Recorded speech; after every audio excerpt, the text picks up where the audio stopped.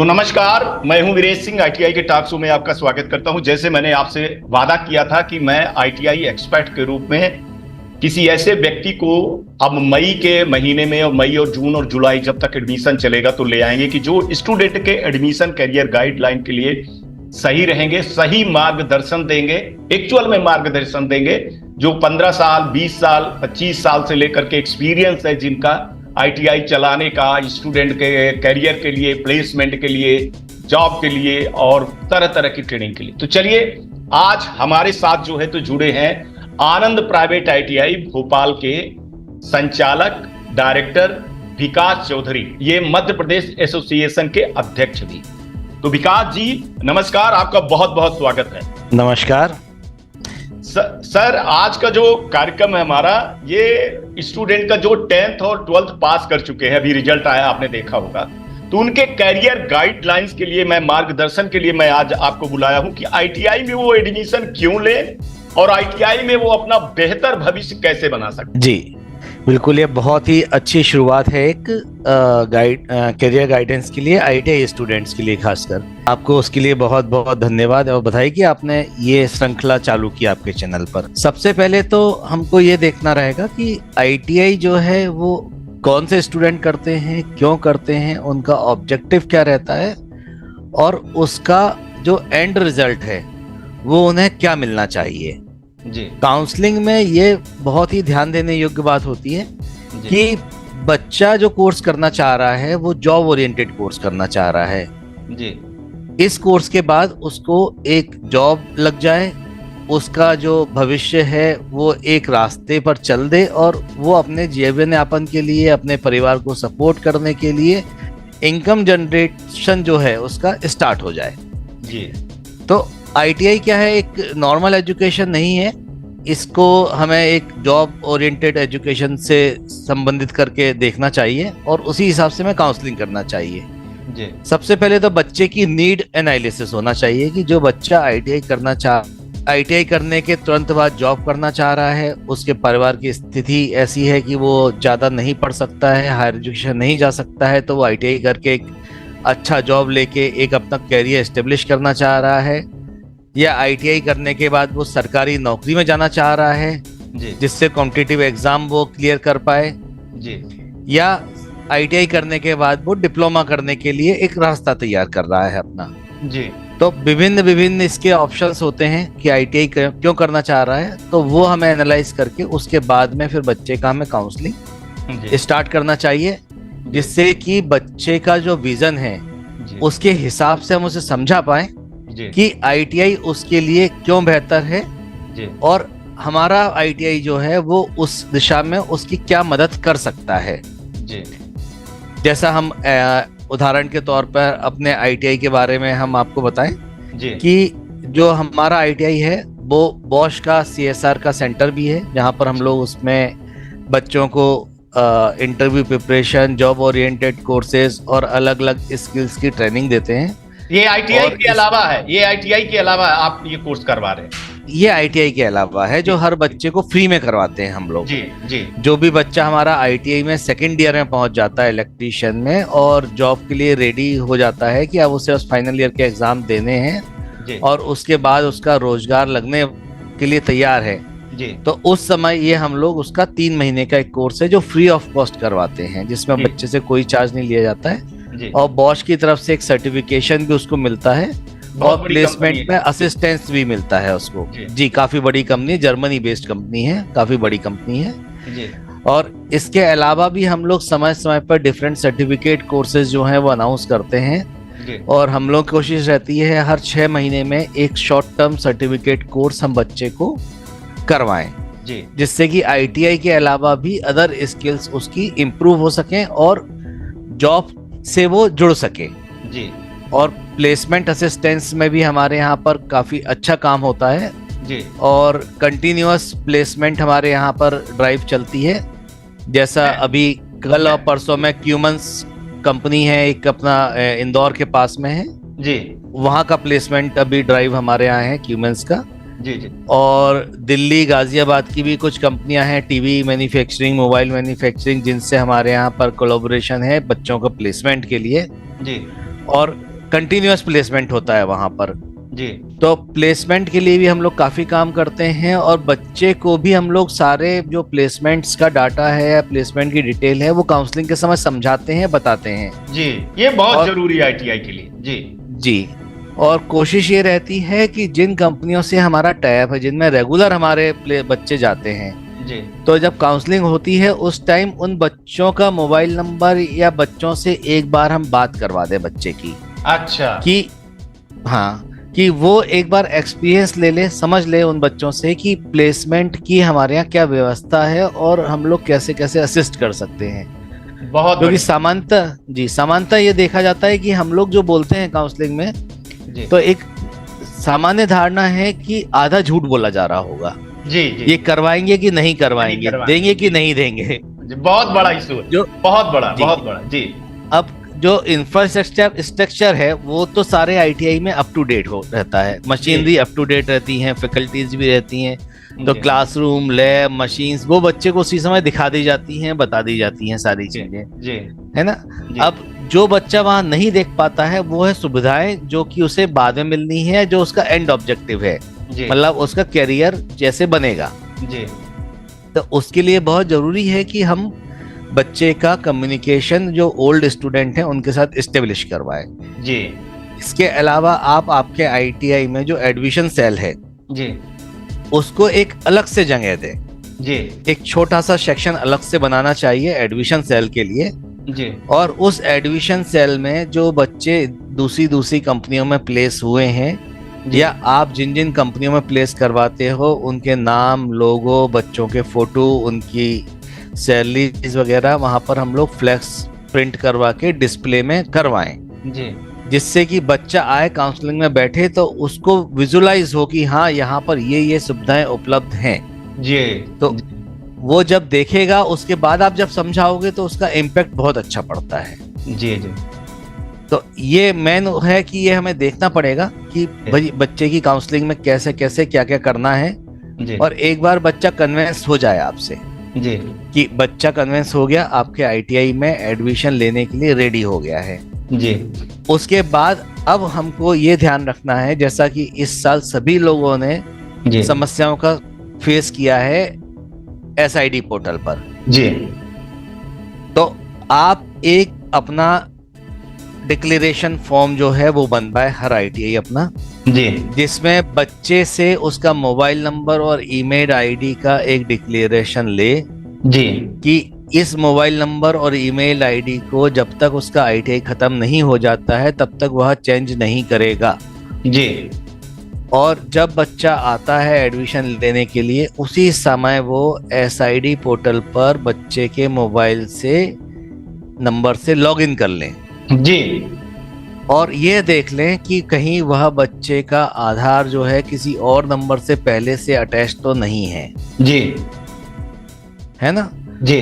तो इतना काम जो है हमें इस बार पहले से ही करके रखना होगा, जिससे कि जो भविष्य में आपके साथ समस्या आनी है एसआईडी पोर्टल पर रजिस्ट्रेशन को लेके वो ना आए। जी, है ना। जी। और बच्चे से डिक्लेरेशन जरूर लें आप।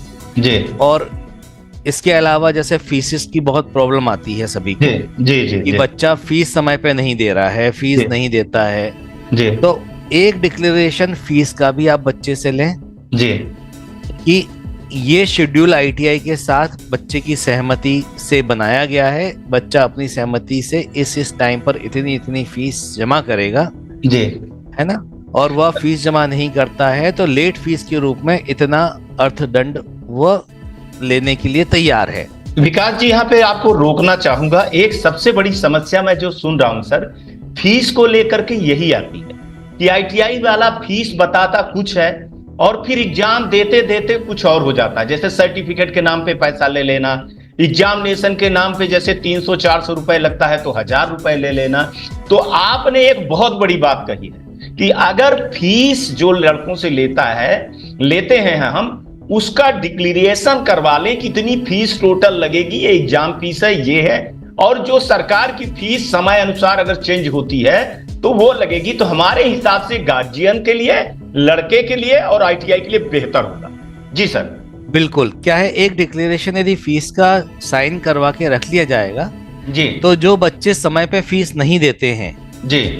तो उनको वो डिक्लेरेशन दिखाने में बड़ा आसान हो जाता है कि देखो ये आपने ही साइन करके दिया था और ये इसका लेट फीस है, जी। अब आपको देना होगा। जी। जी।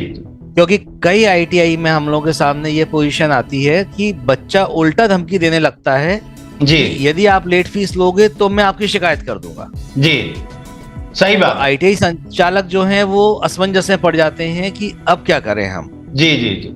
तो बच्चे का साइन किया हुआ लेटर यदि हाथ में होगा, बच्चे का डिक्लेरेशन होगा, जी। तो आप आराम से बच्चे से लेट फीस भी चार्ज कर सकते हो यदि बच्चा समय पे फीस नहीं दे रहा है तो। जी। तो ये तो हुआ एडमिशन का कि एडमिशन में आपने बच्चे से एक ईमेल आईडी, मोबाइल का एक डिक्लेरेशन साइन करवा लिया, एक आपने फीस का डिक्लेरेशन साइन करवा लिया। जी। बच्चे का 10th का मार्कशीट की कॉपी आपने ले ली, जी। बच्चे का आधार कार्ड ले लिया। आधार कार्ड लेते समय ये आप देख लें कि बच्चे का आधार कार्ड और 10th की मार्कशीट में कुछ मिसमैच है क्या। जी। यदि वो डाटा में मिसमैच है, 10th की मार्कशीट और आधार कार्ड के डाटा में मिसमैच है, जी। तो आप बच्चे को वो डाटा सुधरवाने के लिए आप बोल सकते हैं। काफी टाइम रहेगा अभी, काफी तो बच्चा टाइम रहेगा। आराम से जी। अपना 10th की मार्कशीट के हिसाब से आधार कार्ड को अपडेट करवा सकता है। बहुत बेहतर। तो वो अभी आपका काम जो है वो अभी इनिशियल स्टेज में ही आपका एंड हो जाएगा। जी। तो ये है बेसिक प्रोसेस की। बेसिकली बच्चे को आप है ना बाद में परेशान आप भी ना करें, बच्चा भी परेशान ना हो, शासन भी सुकून में रहे। जी। तो जो डॉक्यूमेंटेशन पार्ट है वो बहुत अच्छी तरह से अपने को ध्यान में रख के करना है। और इस बार जो एसआईडी में सभी को सीख मिली है जी कि क्या क्या ध्यान रखना है, क्योंकि छोटी छोटी गलतियां हुई हैं सभी से। जी। जी।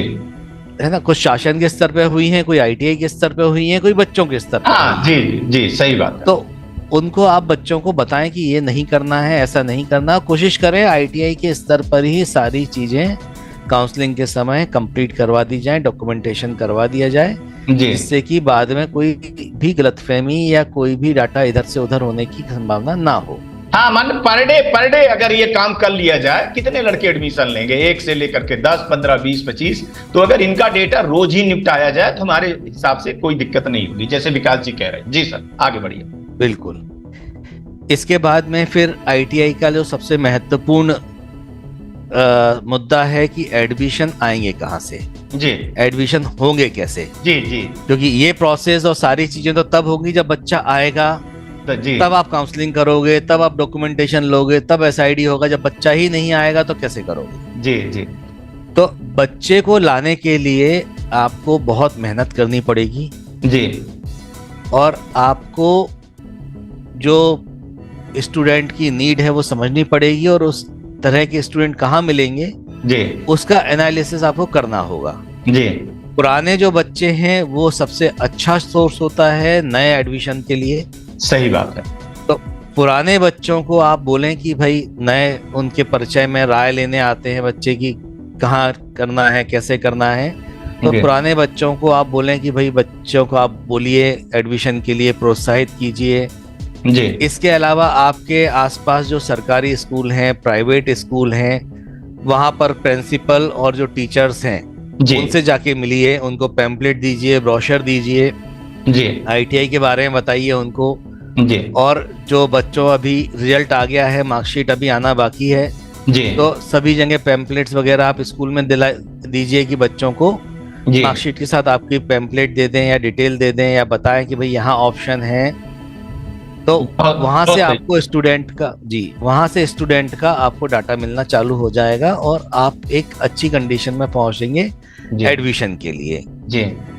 जो बच्चे 11th-12th करना चाह रहे हैं 10th के बाद की 12th के बाद आईटीआई करेंगे, तो उनको आप ऑप्शन दे सकते हैं कि आईटीआई के बाद आप 12th का मार्कशीट जो है वो आप प्राप्त कर सकते हैं, उसकी आप उन्हें जानकारी प्रदान कर सकते हैं, उनकी प्रोसेस बता सकते हैं आप। जी। जी। जी। जो स्टूडेंट 12th के बाद में आईटीआई करना चाहते हैं परंतु ग्रेजुएशन भी करना चाहते हैं जी, कि हम आईटीआई तो करेंगे लेकिन ग्रेजुएशन कैसा छोड़ दें जी, तो उनके लिए आप ऑप्शन दे सकते हैं कि प्राइवेट जो डिग्री होती है बीए बीकॉम की, जहाँ डायरेक्ट एग्जामिनेशन फॉर्म भरा जाता है यूनिवर्सिटी के माध्यम से और एग्जाम दिया जाता है जी, तो आईटीआई आप रेगुलर में कर लें और जो प्राइवेट फॉर्म है बीए बीकॉम बीएससी का वो प्राइवेट फॉर्म भरकर आप ग्रेजुएशन साथ में कर लें। जी जी जी।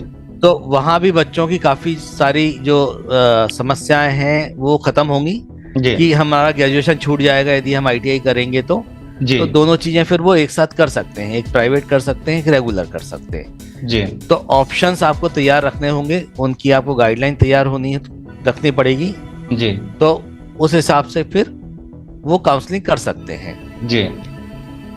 अपने ITI में स्टडी मटेरियल, बुक्स और जो वर्क बुक्स होती हैं वो आप पर्याप्त मात्रा में परचेज करवा के रखें जी। जो बच्चों का एडमिशन टाइम में आप दिखा सकें, बता सकें कि ये परचेस करनी है।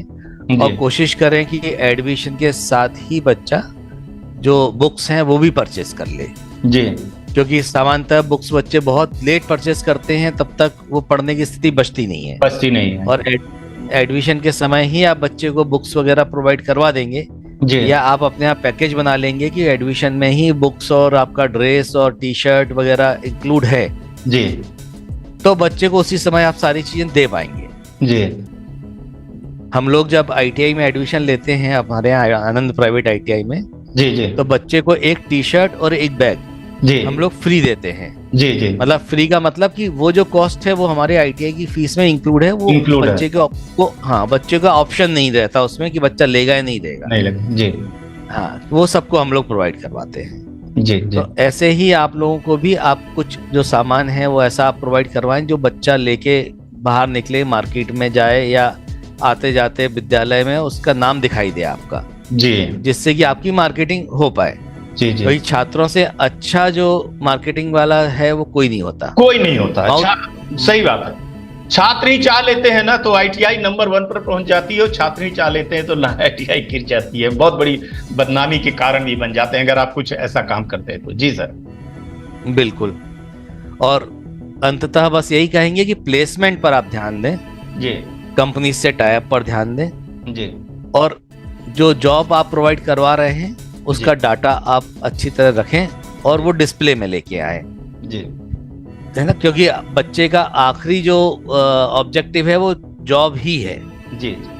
थोड़ा सा सर मैं ये चाहूंगा सर कि आप ये बोलिए कि लड़कों को जो है तो ट्रेनिंग पे विशेष ध्यान दिया जाए। कई बार लड़के जो है तो पास होने की गारंटी पे एडमिशन ले लेते हैं, ITI पे आते नहीं हैं, YouTube से पढ़ लेते हैं, PDF से पढ़ लेते हैं, तो इसमें आखिरकार अभी तक जो नुकसान हुआ है वो ITI का ही होता है, क्योंकि बच्चे आते नहीं है तो फिर ITI किसी काम की लायक बचते नहीं। इस पर आपकी क्या राय है?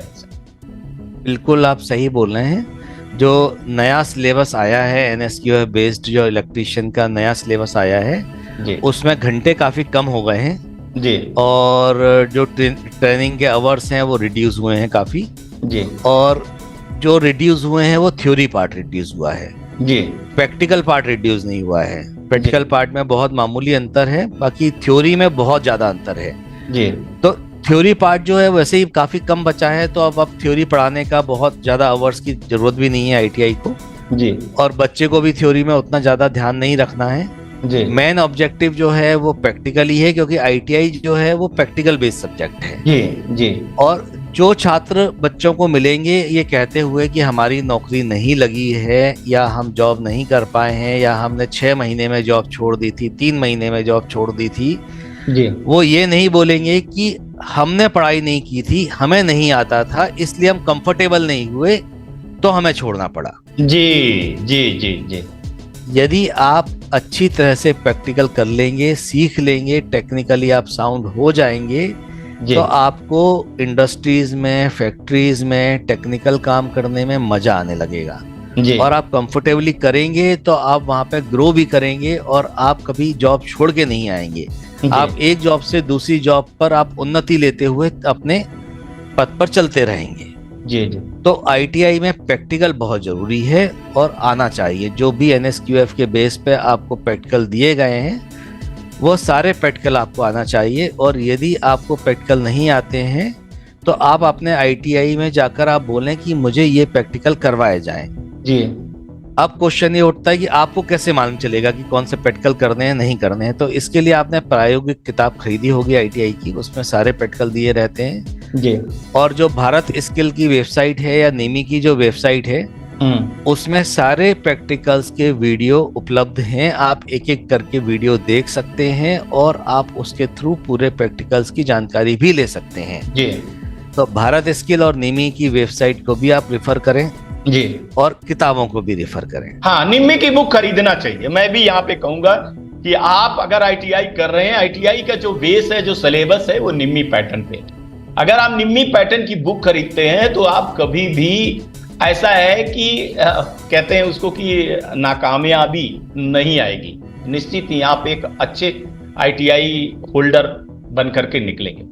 विकास जी, आप ये बताइए, अपने आईटीआई के बारे में बताइए। आपकी आनंद प्राइवेट आईटीआई ये है कहाँ? अगर लड़के एडमिशन लेना चाहते हैं तो कैसे आप तक आए सर? आनंद प्राइवेट आईटीआई भोपाल में स्थित है, नीलबढ़ के पास में बरखेड़ा नाथू जगह है, वहाँ पर ही हमारा आईटीआई अवेलेबल है जी। जैसे ही आप भोपाल में नीलबढ़ आप पहुँचते हैं तो वहाँ किसी से भी आप पूछेंगे तो आपको कोई भी वहाँ पर बता सकता है। नहीं तो आप गूगल पर भी उसका मैप पर लोकेशन देखकर आप आनंद प्राइवेट आईटीआई पहुँच सकते हैं जी। और हमारे यहाँ इलेक्ट्रीशियन ट्रेड है जी। और इलेक्ट्रीशियन ट्रेड में हमारे यहाँ पर 2 यूनिट हैं जी। इसके अलावा हम लोग जो है बॉश के माध्यम से भी विभिन्न ट्रेनिंगें करते हैं जी, जो बच्चों के लिए रहती है जी। और कुछ शॉर्ट टर्म कोर्स भी हम लोग आसपास की ग्रामीण इलाके के बच्चे जो हैं उनके लिए फ्री ऑफ कॉस्ट हम लोग ऑफर करते हैं। जी जी। अभी सर मैंने आपके यहाँ देखा कि महिलाओं, मैं सर्च कर रहा था, वीडियो भी देखा है आपका कई चीजों कि आपने महिलाओं के लिए, मतलब महिलाएं क्या कहें, महिलाओं के लिए भी आपने कुछ किया, जैसे मसाला वसाला वाला कुछ पैकिंग का था, मैं देख रहा था, मैं काफी सर्च कर रहा था आपको। इसके बाद मैंने देखा कि सर आपने लड़कियों को आत्मनिर्भर बनाने के लिए जो आपने ब्यूटी पार्लर का चीजें चालू किया, उसके पीछे आपका क्या उद्देश्य है? जैसे मैंने पाया, एक बार आपसे बातचीत हो रही थी तो आप कह रहे थे कि अगर समाज में लड़कियों को आत्मनिर्भर बना दिया जाए, उनको किसी के भरोसे न कर दिया जाए, माने कहने का मतलब ये था कि शादी हो जाने के बाद लड़कियां जो है तो सास बहू की कहानी टीवी पर न देखें, वो घर के काम के साथ में अगर आत्मनिर्भर बन जाए, 2-4 पैसे आ जाए, और ब्यूटी पार्लर का सबसे बड़ा मार्केट है, तो उसके बारे में आपको कहां से ये प्रेरणा मिली, कहां से ये सोच मिली कि आप लड़कियों को और महिलाओं को उत्थान के लिए ऐसा सोचा सर? इसके बारे में जरूर बताइए।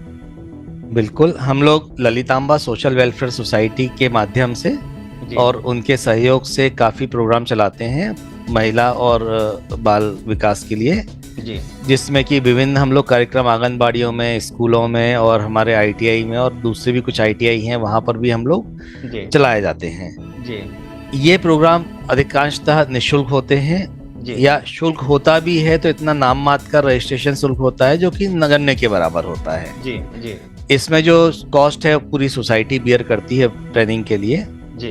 और मेन ऑब्जेक्टिव इसमें है कि जो लड़कियां हैं, जो महिलाएं हैं, उनको आत्मनिर्भर बनाना और उनको ऐसे कौशल से कुशल बनाना जिससे वो अपने घर पर ही अपना व्यवसाय चालू कर सकें। जी, ये मेन ऑब्जेक्टिव है जी। तो इसके अंतर्गत हम लोग ब्यूटी पार्लर का कोर्स है या मसाला निर्माण है या कुछ खाने के सामान का बेकरी आइटम्स बनाने की ट्रेनिंग्स हैं या फिर हमारा जो दूसरे जो स्किल्स प्रोग्राम होते हैं कंप्यूटर से रिलेटेड लड़कियों के लिए वो हम लोग करते रहते हैं और हम लोग कोशिश करते हैं यार 5-6 महीने में 1 या 2 प्रोग्राम ऐसे कर लिए जाएं। तो वो हमारे यहाँ चलते हैं कंटिन्यूअसली।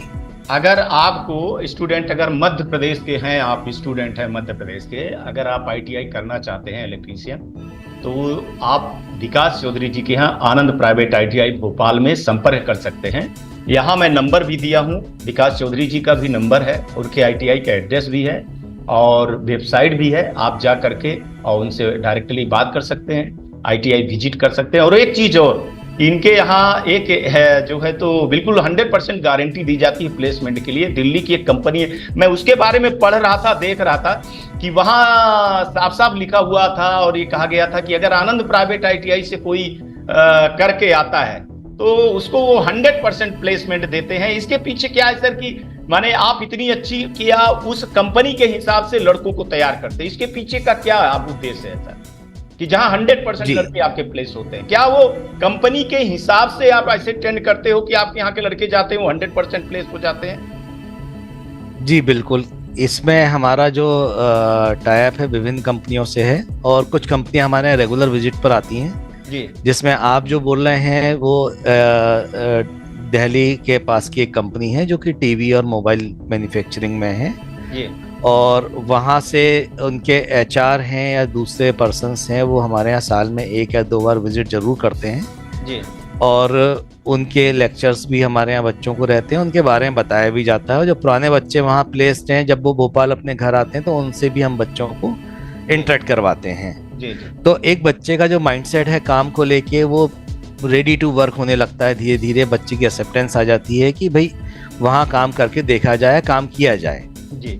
तो एक जो सस्टेनेबिलिटी रहती है कि बच्चा जाके जल्दी छोड़ के आ जाता है, तो वो हमारे यहाँ के बच्चों की कम है वहाँ पर। जी जी। तो वहाँ पे बच्चे लंबे टाइम पे रुकते हैं, काम भी करते हैं। जी। और चूंकि हमारे यहाँ के बच्चों का परफॉर्मेंस काफी अच्छा है, जी। तो वहाँ पर हम लोगों के यहाँ के स्टूडेंट को प्राथमिकता दी जाती है। जी। इसके अलावा भी जैसे क्यूमेंस है, अभी कल और परसों हमारे यहाँ पे इंटरव्यू के लिए बच्चों को भेजा जा रहा है। क्यूमेंस में भी हम लोग हर 5-6 महीने में जी। बच्चों को इंटरव्यू के लिए भेजते हैं। जी जी। और भी कुछ कंपनियां हैं भोपाल की, भोपाल के आसपास की भी कंपनियां हैं, विकास वहां जी, पर भी हम लोग। विकास जी एक मिनट रुक रहा हूँ कि क्या ये कंपनियां कुछ सिलेबस आपको देती हैं कि सर ये कुछ हमारे हिसाब से पढ़ाइएगा, इलेक्ट्रीशियन के अलावा कुछ वो सिलेबस देते हैं कि इस तरह से ट्रेंड करिए लड़कों को? नहीं, बेसिकली क्या है, हमारा जो बॉश का जो कुरिकुलम है जो बच्चों अच्छा को अच्छा कराते हैं, हाँ, जी जी। तो उसमें काफी कुछ चीजें कवर हो जाती हैं। जी जी। और इसके अलावा जो बच्चे को आईटीआई में पढ़ाया जा रहा है वो सफिशिएंट होता है। और अगर किसी कंपनी की डिमांड होती है स्पेशली, जी जी, तो वो कंपनी खुद ही ट्रेंड करती है बच्चों को प्लेसमेंट के पहले। जी जी। तो उसके लिए भी हमारे यहाँ कुछ सेशंस उनके रख दिए जाते हैं, वो आके वहाँ पे ट्रेनिंग भी देते हैं और प्लेसमेंट के लिए काम भी करते हैं। तो प्लेसमेंट आईटीआई के बच्चों के लिए कहीं भी एक समस्या नहीं है, प्लेसमेंट की बहुत अपॉर्चुनिटी है। बस बच्चों को एक्सेप्टेंस होना चाहिए कि वो घर से बाहर निकलकर जॉब करने के लिए रेडी हो जाए। जी जी। और आईटीआई का जॉब, जी आईटीआई जरूर जाए। आईटीआई का, हाँ बिल्कुल, क्योंकि आईटीआई का जो वर्क है वो थोड़ा हार्ड वर्क होता है, फैक्ट्रियों में भी हार्ड वर्क होता है आईटीआई वालों के लिए। तो इसकी एक्सेप्टेंस होनी चाहिए कि हमें इंडस्ट्रीज में, फैक्ट्रीज में काम करना है, बैक ऑफिस में बैठ के काम नहीं मिलेगा। जी जी जी। एक चीज और यहाँ ऐड करना चाहेंगे हम जी, कि हमारे आईटीआई में एक माई ट्यूटो के नाम से हम लोगों ने डिजिटल ऐप बना रखा है, जो हमारे खुद का ऐप है माई ट्यूटो। जी जी। जो कि आपको गूगल प्ले स्टोर पर भी मिल जाएगा जी। और उसके माध्यम से हम लोग बच्चों को पूरे डिजिटल लेक्चर्स प्रोवाइड करवाते हैं, जिस पर बच्चा अपना पूरा पढ़ाई कर सकता है। इसके अलावा इस माई ट्यूटो के नाम से ऐप है जो प्ले स्टोर में मिल जाएगा जी, और उसको लड़का डाउनलोड करेगा। वो पेड है बेसिकली, मतलब हाँ वो पेड ऐप है। उसमें सारी की सारी हमारी, उसमें एक फीस हम लोग निर्धारित करके रखा है। हाँ, बट जो हमारे आईटीआई का जो बच्चा है उसके लिए सारे कोर्सेज फ्री रहते हैं उसमें। अच्छा, उसमें जाकर उसको चार्ज नहीं देना रहता है। जी, बहुत उसमें जो हमारे सीपीसीटी के भी एग्जाम रहते हैं, हिंदी इंग्लिश टाइपिंग के भी रहते हैं, एक्सेल वर्ड पावर पॉइंट है, उनके भी छोटे छोटे कोर्सेज हैं, इलेक्ट्रीशियन है, और भी काफी सारे कोर्सेज हैं उसमें अवेलेबल। जी। तो वो सारे कोर्सेज हमारे आईटीआई के बच्चों को फ्री में मिल जाते हैं। जी जी। चलिए सर, आज आप हमारे कार्यक्रम में आए उसके लिए बहुत बहुत धन्यवाद। नमस्कार सर। नमस्कार, धन्यवाद।